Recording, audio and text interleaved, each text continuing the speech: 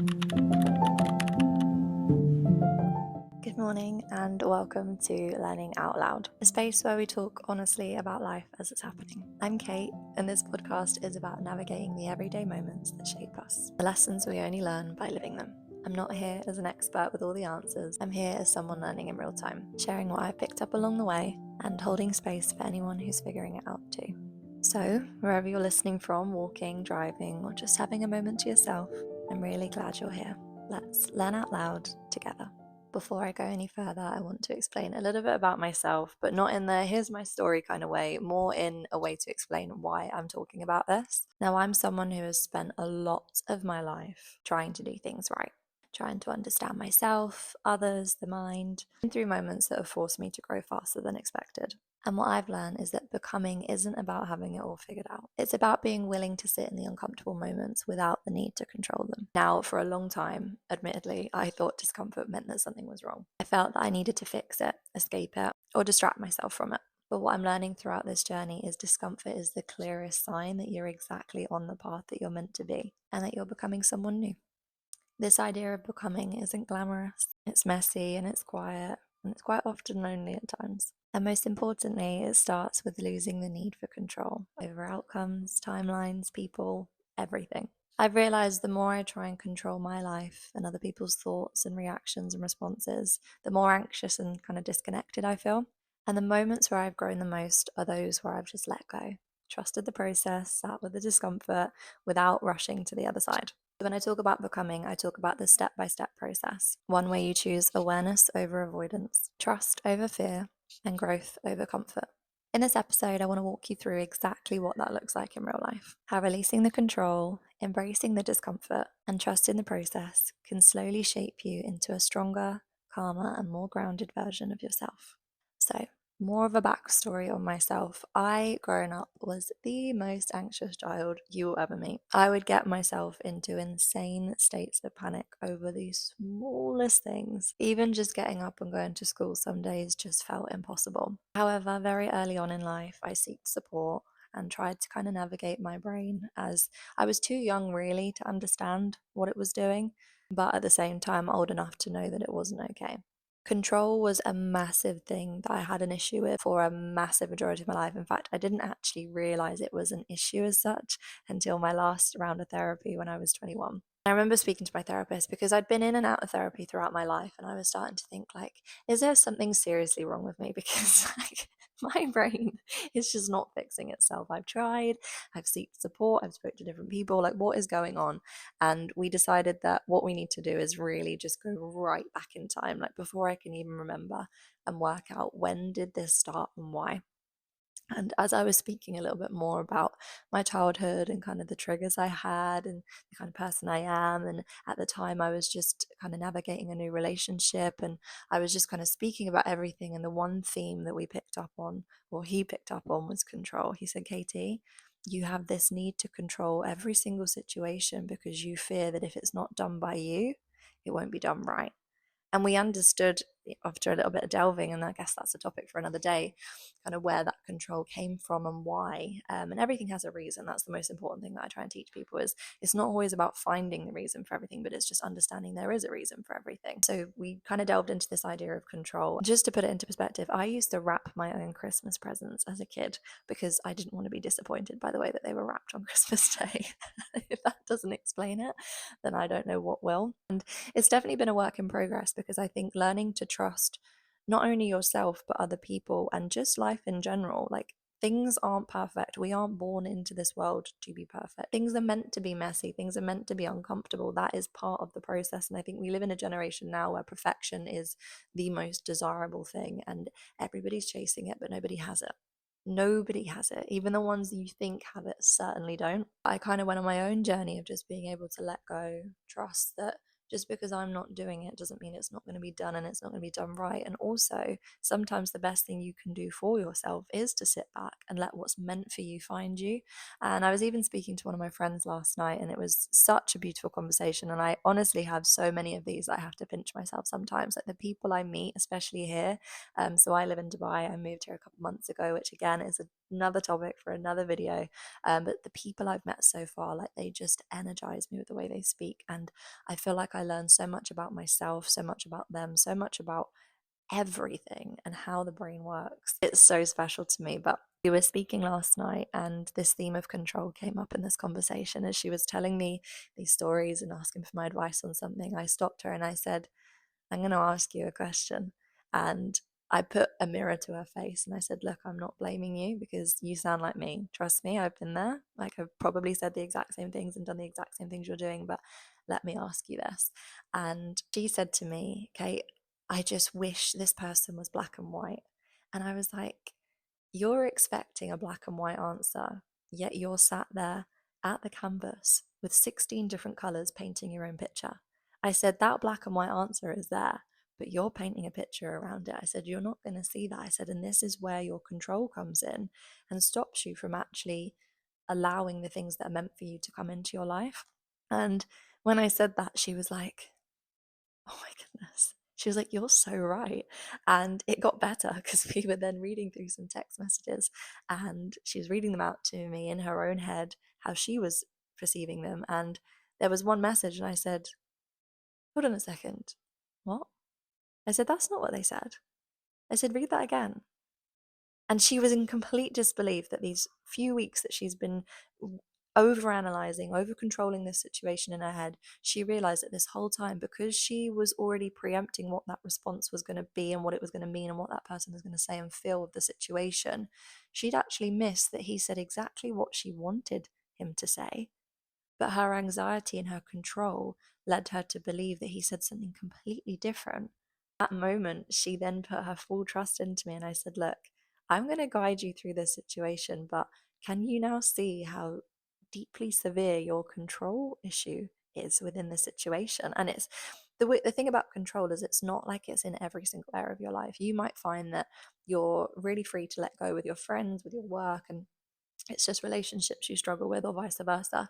And there is no harm in having a control issue. To a certain degree, all of us as human beings need some element of control because control equals certainty in our lives. So it's kind of a crucial part of being a human being in order to have that. But it's learning to manage it, learning to control the control, and understanding where it's needed and where it's not. Now, in my life particularly, I struggled the same as my friend.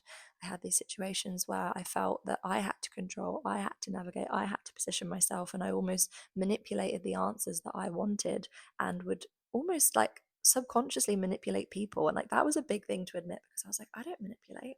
But I realized, actually, Katie, you're so in control of the situation that you are manipulating the outcome. And it's manipulation isn't always like a malicious, like horrible intent. Like, manipulation is just you're making it what you want it to be, whether it's positive, negative, whatever.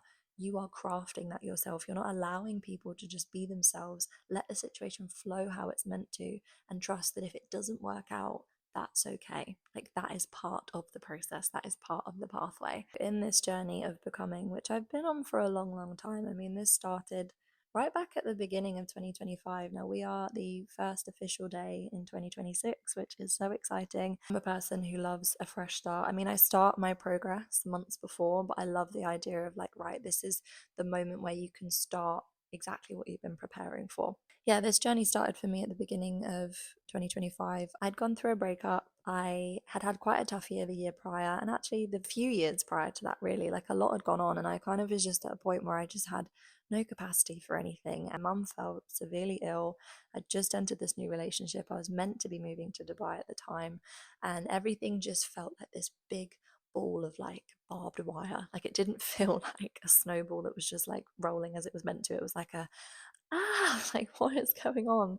And yeah, I think 2024 for me was just like the break. Like, it was like, right, let me put you through everything, like break you. And then 2025 was kind of the make. At the same time, it wasn't easy. Like, 2025, I really had to stand in front of a mirror and go, who are you, first of all? What are you wanting from life? Like, what are your actual goals and aspirations? Like, take away the dream car, the dream house. Like, what in your heart is your intention? Like, what have you been put on this earth to do?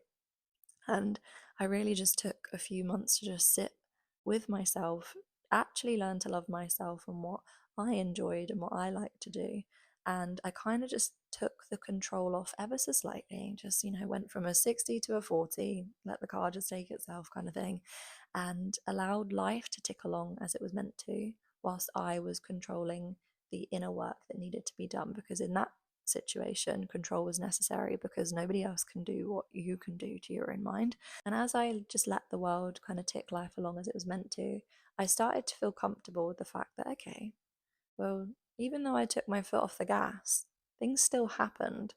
And the things that I actually wanted were happening as well, which was really odd because I was like, oh, but I didn't do anything like to get them. Like, why is it now working?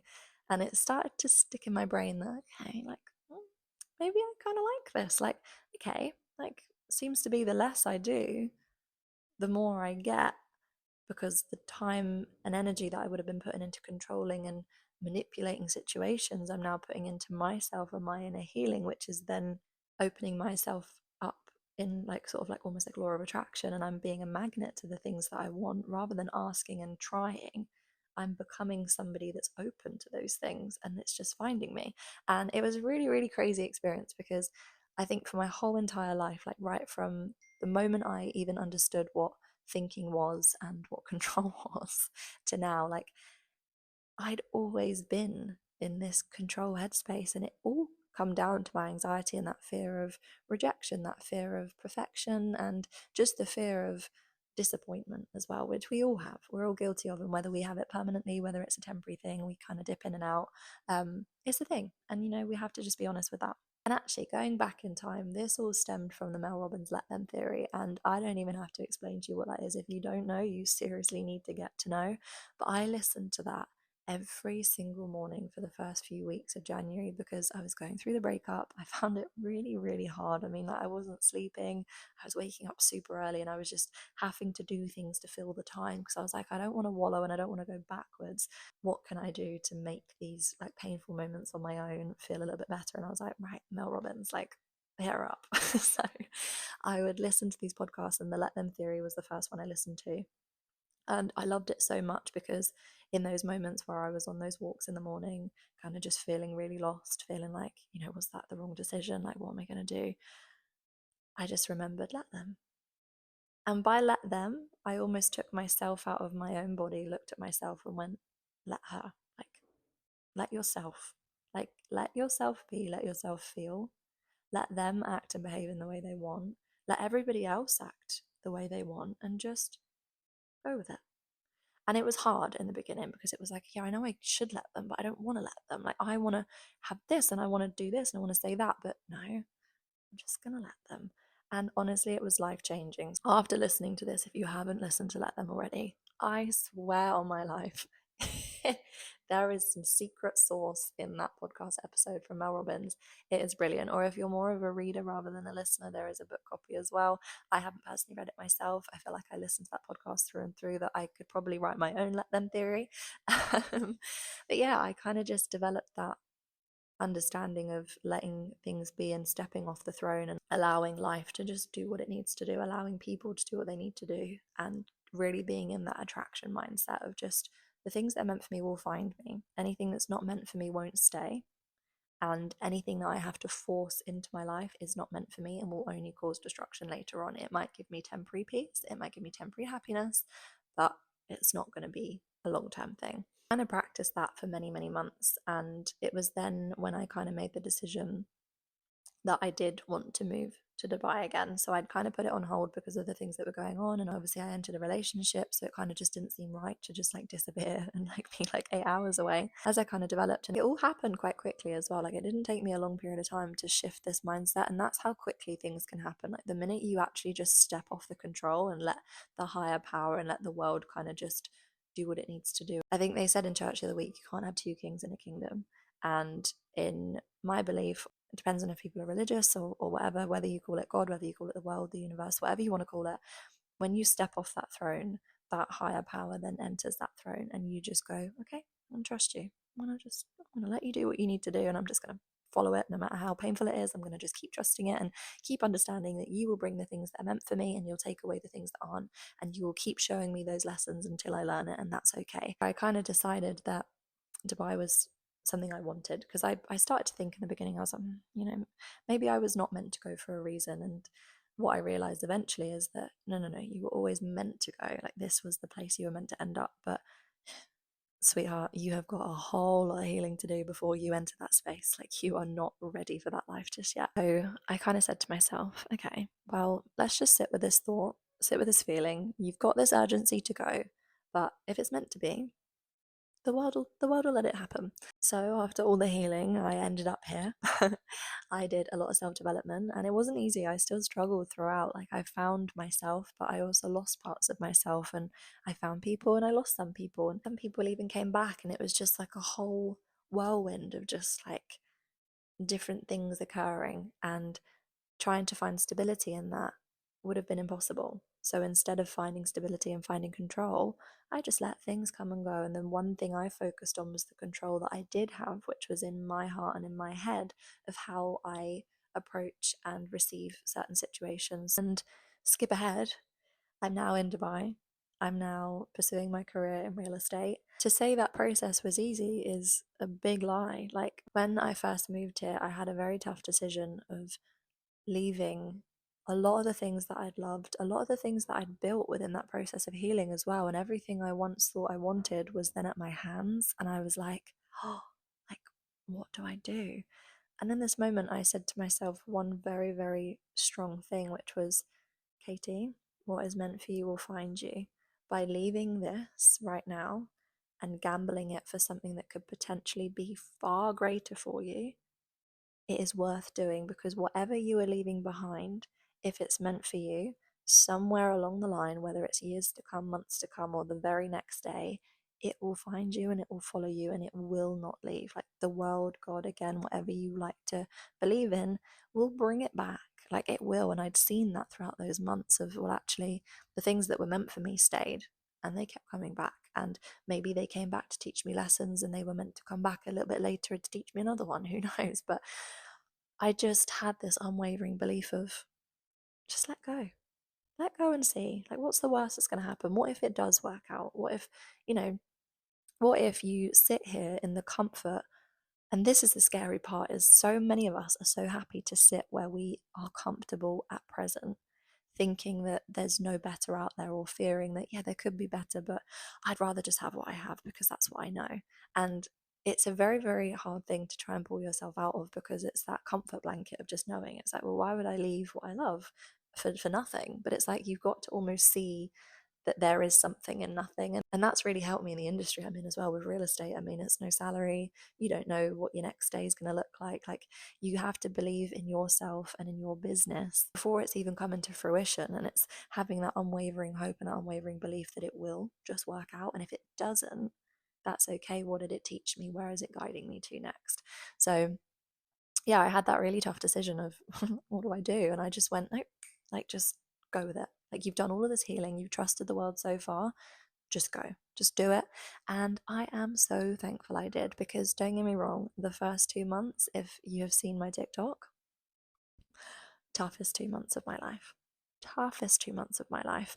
And they were also the loneliest moments of my life. Not only had I walked away and lost my comfortability, my familiarity, and my support network right at hand, I realized a lot about myself. I realized a lot about what I was stepping into.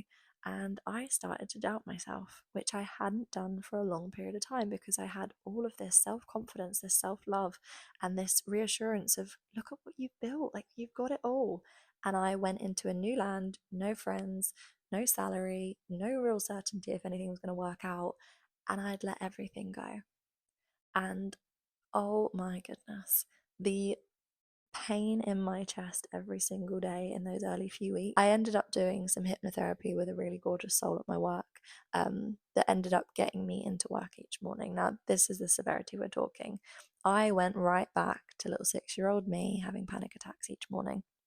Something that, although I've struggled with anxiety my entire life, it wasn't to that extent. Like, I hadn't experienced that extent of anxiety since I was a child. And in the end, through the hypnotherapy, we actually learned a lot about me moving resurfaced a lot of my childhood traumas and feelings and triggers, because all of a sudden I was on my own. I was in It was just me, my inner child, and my mind. And I'd done all of this healing for my present self. And although I delved into my childhood, I never healed my childhood. I kind of delved into the childhood to heal my current self without going, actually, I need to look after her. Like, I need to actually forgive myself and be there for the younger child in me. And it was this whole like mess, basically. I almost thought, well, actually, I don't even want to go back home to the life I had because I know the life I could have here. But I don't think I'm prepared to create that life here. But at the same time, I don't want to go back. So, do you know what? I just don't want any of it. And it was just, oh my goodness, I wouldn't go through that again for the world. However, by going through that, the growth and the becoming that I then entered was incredible because now I've taught myself that in those moments where you feel so painfully like incapable and like you just don't want to do it, you think, this is painful, this is uncomfortable, like this is terrifying, I don't want to do it. The best thing I did in those moments was when I'm still going to show up anyway. Like, I hate it, but do you know what? If I hate every single second for the next 3 months of my life, those 3 months are going to pass anyway. I can just go home, but at least I can give it that 3 months. And thank goodness I did, because something shifted after I started to get more comfortable with, okay, like this is going to keep happening, it's going to keep feeling this way.